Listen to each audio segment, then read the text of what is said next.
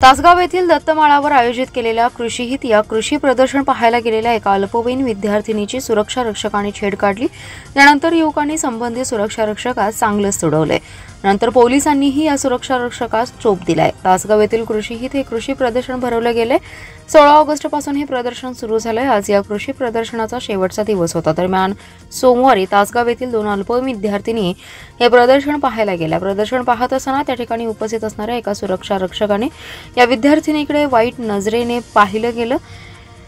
त्यानंतर हा सुरक्षा रक्षक आपल्या एका मित्रांना म्हणाला, मला ती मुलगी आवडत आहे, पण तिला विचारायचं माझं धाडस नाही। यावर तो मित्र म्हणाला, तू विचारायचं राहू दे, मी विचारतो। यानंतर संबंधित सुरक्षा रक्षकाचा मित्र त्या अल्पवयीन विद्यार्थिनीजवळ गेला। तिला म्हणाला, तो सुरक्षा रक्षक तुला लाईक करतोय, त्याला हो म्हण। संबंधित विद्यार्थिनीने हा सगळा प्रकार काल रात्री आपल्या घरी भावाला सांगितला।